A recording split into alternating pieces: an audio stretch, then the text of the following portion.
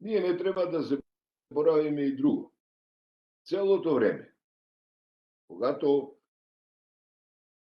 Българија проявяваше желание Македонија да се вклучи в европейските токове.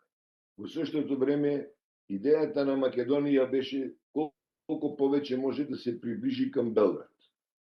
Живееше с титоистичкото наследство, което го носеше себе си, като национално, като етническо и като државотворно. Македонија живееше с илузијата, че Тито ни е дал државата и че Тито е заслужен за таа работа. Македонија почна да се обршта кам нешто което никога не е било в македонската општност.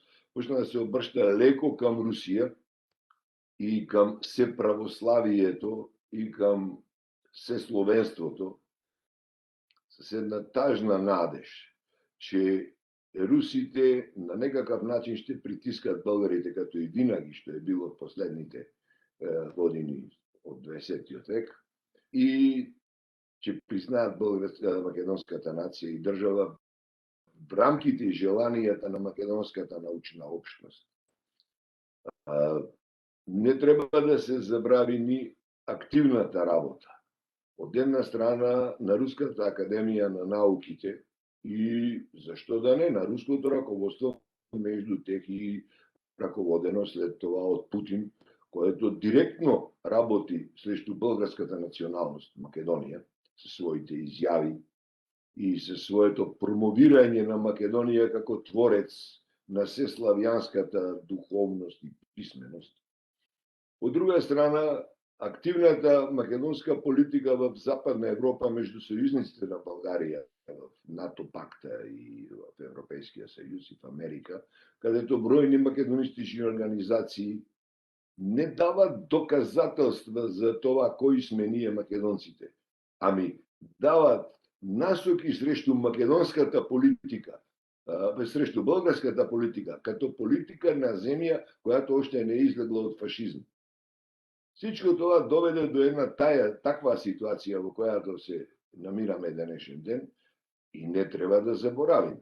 Това треба посебно да се каже. Како е казал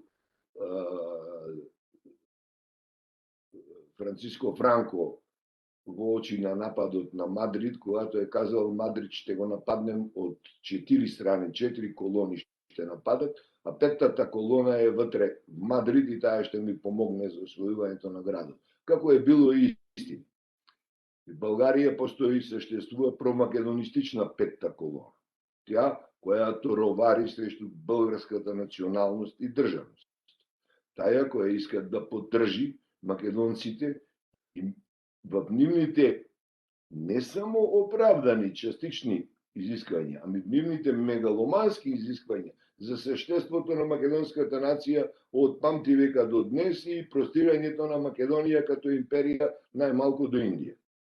Таја 5-та колона, којато е финансирана од правителствени организации в Македонија, а в неја се вклучени одредени български кадри, учени, политици и така, кои не се слагат с политиката на Българија в отношение на Македонија и искат да ја видат българската држава омаломоштена и приближена до источните регии и до бившија Советски сојуз и Русија.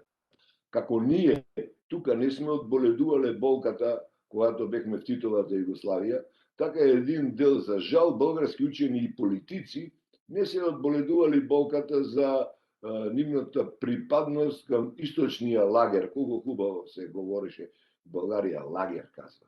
Не казва блок, ами казва лагер. Българите обичат да се в лагер.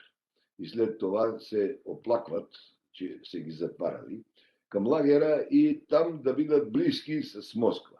Тука некаде лежат корените на всичко това, което се случва днес.